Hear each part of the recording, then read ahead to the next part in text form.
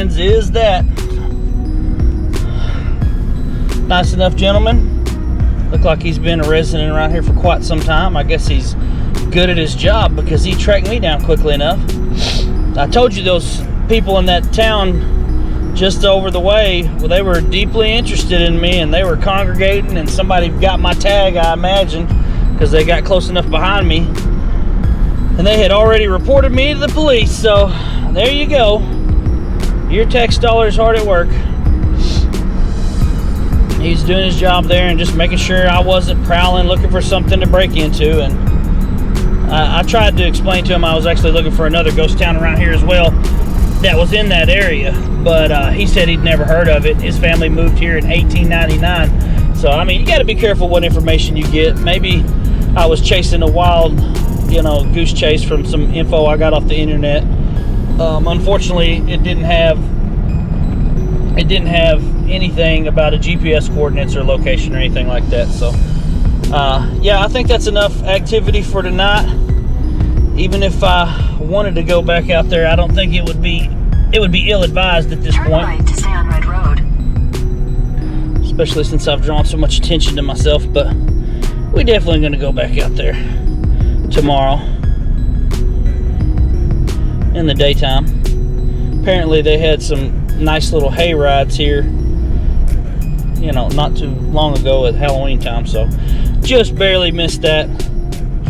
So alright guys, I'm gonna go find me some lodging for the night, and I'll get up with you here pretty close. Take the next right onto US 70. Okay guys, here's the stairwell. Like I said, you got to keep in mind that cameras are made to let light in, and when you use your ISO and allow that aperture to open up, it's looking to you guys a lot more light out here than it actually is to me.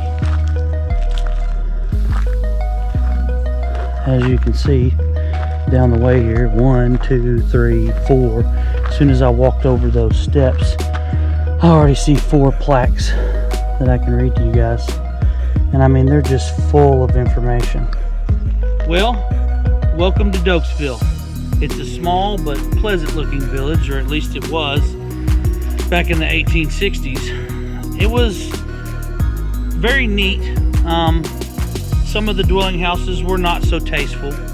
It actually had 2 stores, which back in those days you would have found contained a little bit of almost everything, from hoops to hunting shirts, anything that you would need out here in the old Wild West. It has a respectable looking church in which Father Kinsby preaches. Before the Civil War, some of the Choctaws practiced subsistence farming. They lived in cabins that were in this rural setting we're about to explore. Others had actually established plantations. They had built themselves impressive mansions, and still others chose to settle in the communities outside of Doaksville, such as Miller's Courthouse, Perryville, Scullyville, Boggy Depot, and then there's also the famous Eagle Town, which we may one day go to. Doaksville grew up around a trading post that was operated by Hosea Doak. That's where the town got its name. Very near Fort Townsend here we are. By the 1840s, Doaksville was a thriving commercial center with, having the ability to regularly deliver mail to people that lived out here. There were several mercantile places. We'll show you where they were. There was a harness and a saddle shop. There was a wagon yard, a wheelwright, a blacksmith shop, a grist mill, a hotel, a food tavern, a jail, a council house, a church, and they also had a resident physician or doctor in this town. And we'll show you the remains of all this place. It's pretty much an archaeological site. A lot of what we'll see has been dug up out of the earth back in the 90s. They came out during the summer. Archaeologists did for 3 years and uncovered these historical places. One of the largest towns in the Choctaw Nation, Doaksville was the national capital of the Choctaw Nation between the years 1850 and 1863. Now, those Choctaws that were practicing subsistence farming lived in isolated rural settings. They built modest log cabins near the small clearings with, you know, staple crops that could be grown there. The cabins were often, you know, just one room with a porch, and they were surrounded by outbuildings such as a smokehouse, or they would even have a corn crib, places where they could store different crops like pumpkins, beans, corn, Irish and sweet potatoes, melons. The rural Choctaws gathered such wild foods as walnuts, pecans, and plums. The domestic livestock that they raised here was butchered as needed. And they also had a lot of wild game, you know, and stuff that they hunted throughout here. Rabbits, deer, squirrel, what have you. The Choctaw people lived on larger farms and specialized in commercial agricultural production. As was typical throughout the South, commercial farms were relatively small, and they held a few African American slaves to actually help supplement the labor force that was, you know, the family had pretty much provided up until then. Choctaws who farmed commercially lived in relatively large log cabins, and often they had, you know, two-story, what they called dog trot style dwellings. Their cash crops included corn, cotton, and wheat. The large plantations were relatively uncommon in the Choctaw Nation, although some equaled the success and the grandeur that was found in the antebellum South. Those that did have great mansion-style dwellings held large numbers of African American slaves and produced sizable surpluses for sale. A good example in Doaksville, where the plantation operated by Robert M. Jones. Jones lived in a splendid two-story mansion at his Rose Hill plantation, and he managed 4 other plantations, which he held a total of about 500 slaves. So, you know, some were smaller communities and some people had massive amounts of wealth. The location of Doaksville was a very unpleasant one, actually, especially during the wet season. It stands mostly upon 2 hills that are jutting out into this narrow valley we're about to walk down, and it has a small stream that flows through here. The soil was sticky, mostly clay, which rendered the streets at times almost impassable. On account of the uncertain stay of a majority of the inhabitants, there was actually no public interest felt in making any improvements to this town. You know, it was not uncommon to be born, you know, in a 4-room frame house at Doaksville. The 5 tribes, the Chickasaw, the Choctaw, the Cherokee, the Creek, and the Seminole built their dwellings here of logs with, you know, a fireplace in one end of the building, and then sometimes they would have a fireplace at both ends of the building. But the houses usually were built of 2 rooms with nothing but a hallway between them and maybe a side room with the same length of the 2 rooms and a large porch across the front. And that was it. Very simple living out here, and we'll delve in now to see what else we can find of the remains. Okay folks, right here is where we have the evidence for a tavern. Now, archaeologists had spent the summers, like I said earlier, from 95 to 97, digging around in the dirt to try to unravel the mysteries of this area. All that was visible before they begun their efforts was a small, low earth mound with a few protruding rocks and brick fragments sticking out. The archaeologists thought that the mound was covered, and that the location of a fireplace and chimney would be held within there. But after the excavations, it showed, however, that what was buried here was actually a large pile of broken brick fragments. Now, what are these broken brick fragments from? Let me show you right here.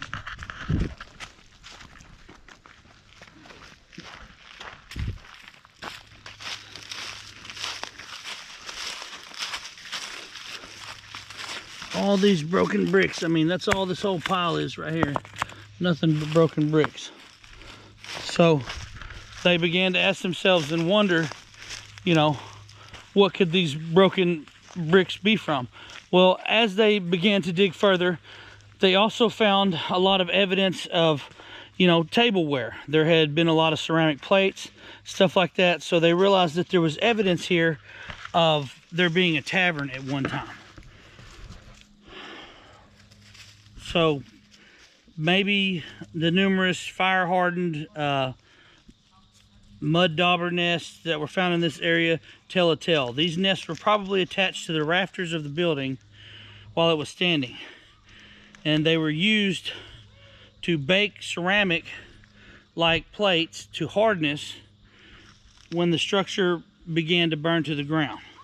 So although this area, and probably outside the building just described, was a shallow basin full of, you know, burned rocks and these small artifacts, nearby is a large deep pit that's filled with brick rubble and all these burned artifacts from the inside. The smaller basin may simply have been an outdoor cooking hearth, but in the mid-19th century, many activities that we now perform inside were routinely done outdoors, especially cooking, because you know, the heat and everything that would be generated from having an open fire, people wanted to do that outdoors. Other light industrial activities such as manufacturing and making lye soap were done outdoors and usually on an open fire. The large pit that they found was probably constructed as some type of storage containing room, or maybe even a root cellar, you would say, but either inside the structure or less likely outside the structure, a dense layer of brick filled the top of the cellar, and that may be evidence from the building collapsing in on it, which would have covered most of the artifacts that are down below. So hopefully archaeologists will be able to come out in the future and unearth some more artifacts to help us have a better idea and understanding of what it is around here. Many of these shards were from a set of stoneware that dated back to the 1850s because of the style. They may not have been inside a building when it was completely destroyed by the fire. These burned ceramic pieces, along with the brick rubble that they found, was later thrown into this cellar. But though the features excavated in the immediate area are the type that would be found at the residence during the 1850s, the artifacts begin to tell us another story. Analysis of the ceramic from this location shows an unusually high concentration of tablewares and especially of platters. So that's what makes archaeologists think that this seems to suggest that in this area food was continuously being served, and that perhaps rather than this being just another residence in the town, this was actually the location of a food tavern where visitors would come from out of town and find themselves a hot meal. Now, this is what remains of the stone wall.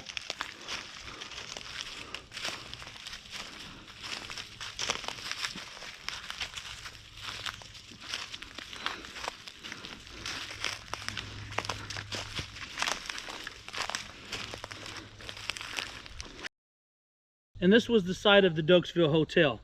The public house was owned by Colonel David Folsom, one of the principal men of the Choctaw Nation. He keeps an excellent house and has a very strict temperance of principles.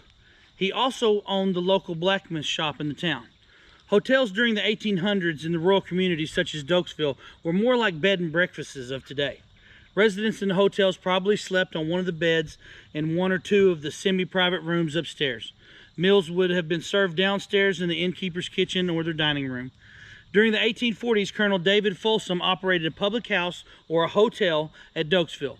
Folsom, a chief of the Choctaw Nation, signed the Treaty of the Dancing Rabbit Creek that provided for the Choctaw removal to Indian Territory and led a large number of Choctaws to resettle in the vicinity of Fort Townsend.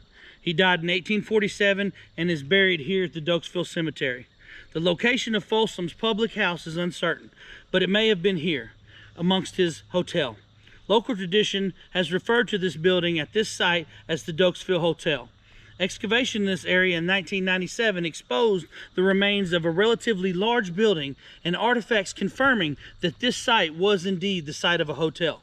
The buildings at this location were 41 feet in length, and most likely they had 2 stories to them, and they were probably constructed of logs. Remnants of this building consist of the foundations of 2 limestone fireplaces and the collapsed limestone chimney that once graced the hotel's west end. The building itself rested on piers consisting of stacked limestone rocks, and the large sandstone block still visible is reportedly the hotel's front step. Presumably used for stepping onto a porch, artifacts in this area include many fragments of household items such as plates, bowls, cups, and also fragments of glass windows. Plates by the Homer Laughlin Company are marked hotel, which help confirm that this was indeed a hotel site. Now, directly adjacent to the hotel is another building that was once a location for something very different from the others that have been excavated here at Doaksville. Here is another rock-walled cellar that defines the footprint of a small building with a large fireplace. This cellar, however, was excavated by archaeologists and later filled to stabilize the walls, containing some rubble from the building's walls. Below the rubble was a clay floor. An outdoor stairwell provided access to the cellar. Through a small building, the limestone blocks used in the cellar and the fireplace were nicely formed, and the stonework was well done. The small size of the building and the relatively large size of its fireplace leads archaeologists to speculate that this may have been a kitchen at one time, with the cellar serving for storage or a food pantry of different foodstuffs during the mid-19th century. Kitchens were far more imposing dwellings, and they were often separate from buildings because of the heat that they produced and the threat of the building catching fire. Artifacts in the vicinity of this building show it was used during the 1850s and 60s, and the artifacts in the rubble field of the cellar suggest that it stood until at least the 1870s. We stand here in the site of the commercial row. This is what would have been known as downtown Doaksville. Basically, from here you would have equidistance to all different sites. There were two different wells, one at the hotel and one used over here that was for public service to our right. To our left would have been the main street, just across from there the jail. Behind us here would have been the mercantile shops. But this site is a famous one, for this was the very place where Stan Wade's surrender occurred. Here at the Doaksville site, on the date of June 23rd, 1865, Brigadier General Stan Wade, the Cherokee Indian general, stood here as the last Confederate officer, the last Confederate general to surrender to the North. If you can believe that a man had held out longer than anyone else in the Confederacy. The preservation of Doaksville has been carried out for a long time. To commemorate the history of Doaksville, the first historical markers were placed here in the 1960s. Then a second commemorative marker was placed here in 1965 to acknowledge the 100th anniversary of General Stan Wade's surrender. At the end of the Civil War on June 23, 1865, Wade surrendered his Confederate command to the Union officials at Doaksville. He was the last Confederate general to surrender to the Union Army. And in 1973, the Oklahoma Historical Society purchased 35 acres containing much of the old Doaksville town site. And in 1979 and in 1980, the site was cleared of undergrowth. And at the same time, the archaeological surveys were conducted to document and identify the remains of the town. Based on these surveys, a walking trail was built to serve this site for many years to come. Like I've told you before, in 1995, 96, and 97, these major excavations were undertaken throughout this whole site. The history trail that you can now come and enjoy is the one result of these efforts. We see the original foundations of these buildings along this trail and all the other wonderful things that the archaeologists have uncovered. I'm sure it was, yeah, Colin. The Mexican War, which lasted from 1845 to 1848. In 1836, Texas declared its independence from Mexico, placing Fort Townsend at the center of the tension between Texas, Mexico, and the United States. Mexico considered Texas a province in the rebellion, but the war did not break out with the United States until the U.S. declared Texas a state in 1845. Due to its location on the border, Fort Townsend served as the last stop for repairs, supplies, and rest for troops that were heading to war. The Mexican War marked the largest buildup of troops during the Fort Townsend history. The troops that have so long been stationed at Fort Townsend have been suddenly called away. This has taken the greater part of my congregation at that place. And at 8:30 on Monday morning, the spacious buildings, hospital and all, were cleared of all occupants belonging to the Army. And with the exception of 3 individuals in all, There are 15 adults left at this post. 16 others are daily accepted from Fort Washita to take care of the property that has been left. That was Cyrus Kingsbury on May 9th, 1848.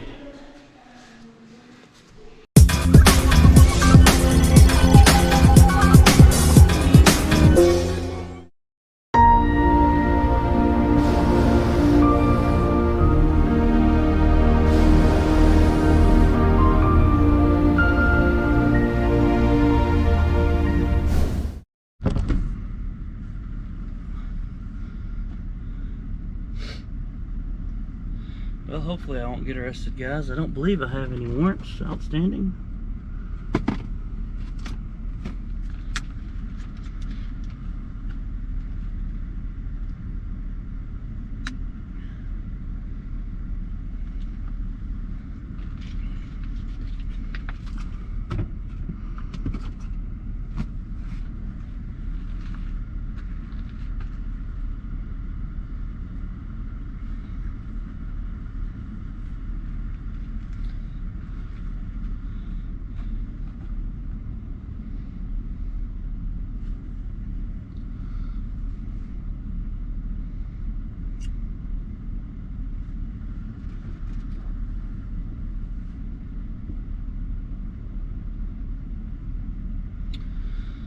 So yeah, here's the part where you sweat it out. Hope that Johnny Law's not gonna haul you in on some trumped up BS. I don't know if I should make a phone call.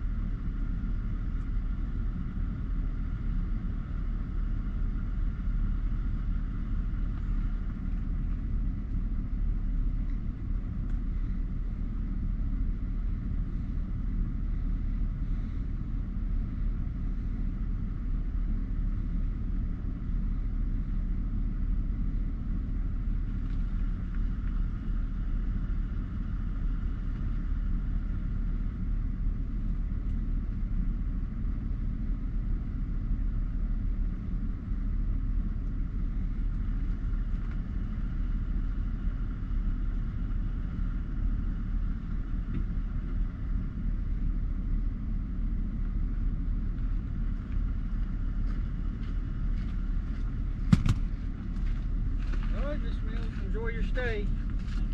Good. I didn't get your name. Stuart Stanfield. Mr. Stanfield. Appreciate All right. it. Hope Yep. You can set everybody's mind at ease. I Yeah. didn't mean to creep nobody out.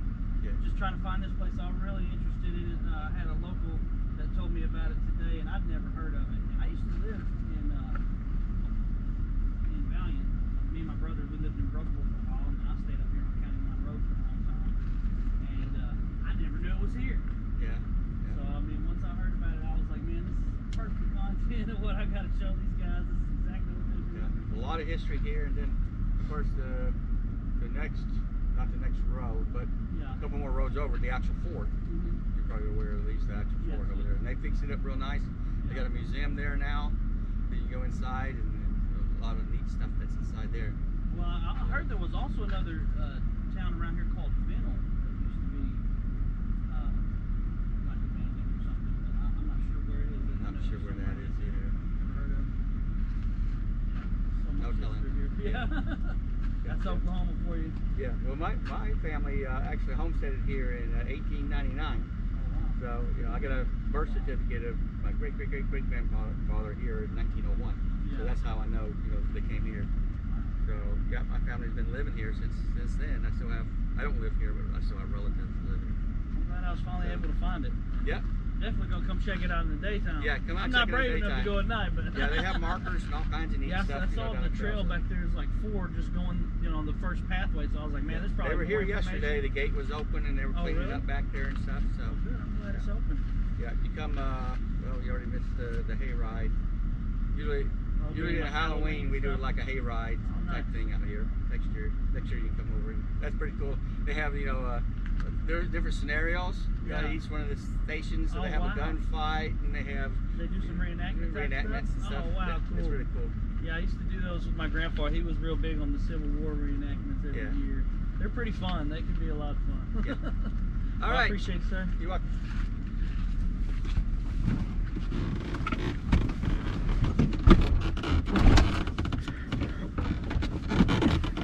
It occurred here at Doaksville on June 23rd, 1865, where Brigadier General Stan Wadey, which was the God damn it. Blah, blah, blah, blah. Here at the Doaksville site, on the date of June 23rd, 1865, Brigadier General Stan Wadey, the Cherokee Indian General, stood here as the last Confederate officer, the last Confederate general to surrender to the North. Cheeseburger. Your hometown station, Kalani 93.9. Got a little stairway going up there.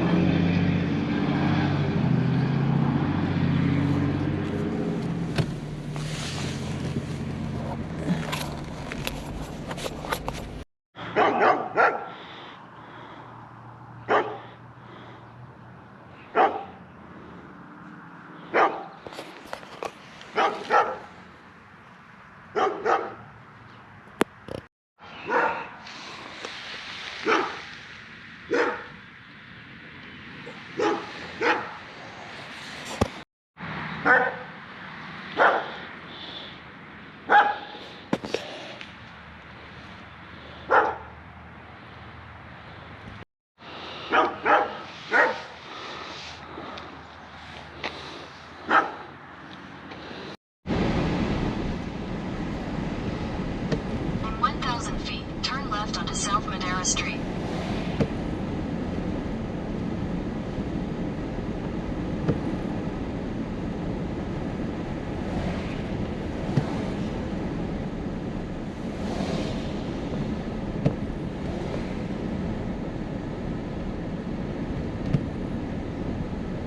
Take the next left onto South Madera.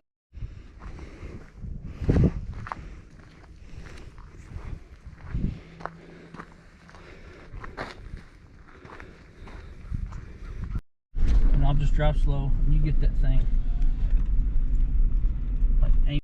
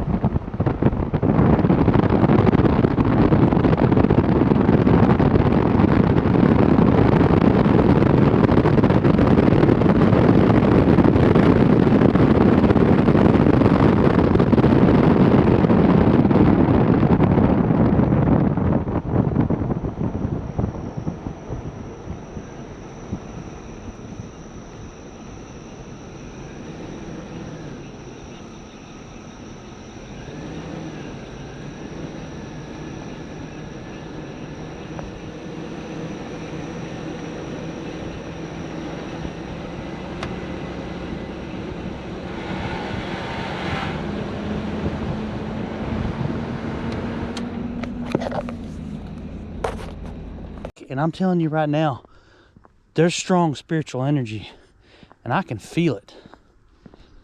Talking about Snake. Yeah, snake over there. You see the rock? let me see. Throw it right on it. Right there, right there, right there. See, Oh, it's it's still alive, alive. it's alive. Two, yeah, see one right. Oh my God. How? Don't want to fall in that well. How? Oof, it fell in it. There's a snake right there. It will be dead. Yeah, Dad, you dropped it right on it. I did too. And Dad, especially if there's a snake down there, then you have 0 chances. Yeah, no doubt. Unless the snakes will cover your Hey, see the other one on the side over there? Oh, shine the light over here again. So I can find No, another that's rock. the same one. Wait. It's probably the same one. Look, shine it over here so I can get a rock. That snake's about like 2. Golly, I want to get a rock. Here. I can't see nothing without you. Hey, Here, I got one. Oh, no, I don't. There we go. I got one. Little one. Cameron, watch out. Shine it down in there. I got one right here too. Hey, guys, Try that. got one. 3. I got a big one. Do one at a time. Guys, I got the biggest one. Don't drop my I light got off the in biggest there. one. 2, 1. 3, 2, 1. Oh, it hit his head. Ew, it hit his head. Okay, ready? No, Come on. it didn't. 3. Hey, there's a spider. Come on, y'all get out of there. I don't want nobody falling in there. Look, 3, 2, 1. Right on in 2. Woo! Good aim. Who's yelling? Someone over by that tractor. Who's walking? Field. Who's walking? That's the dogs, Kylie. You guys can get it. Get it back up. Hey, Dad. And? Come on, Dad. Come on, let's do this community well and we'll go. I promise. No, we're going over here.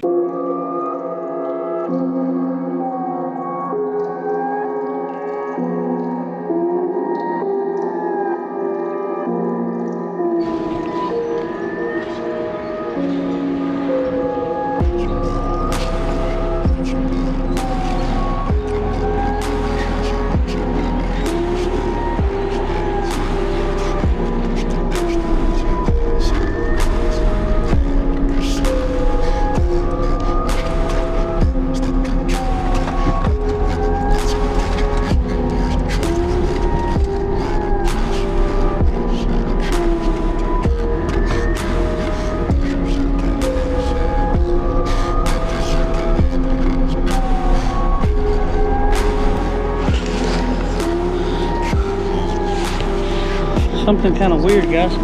This is the same path I went in here. And from the time that I came, this hole was dug right here. Like, let's look at it. It's fresh dirt. I don't think it was my dogs. They're not big on digging. But not only that one, this one here. And I feel like I would have noticed them. This one looks like a little bit older, but that's like definitely freshly dug. And it was like more than one. Like, there was another one, freshly dug, all still wet dirt coming out of the ground. Maybe I just did not notice them, but right here is where I had shown y'all the little creek on the side of the dam. And we had went down from there. And like we walked straight up that way, you think I would have noticed those big holes in the ground like that. It's certainly weird to think that something came behind and dug, you know, those holes up in the 15 minutes that it took me to walk over there to that dam, which is literally just right there. I don't know, guys. I don't know. Creepy to think about, though.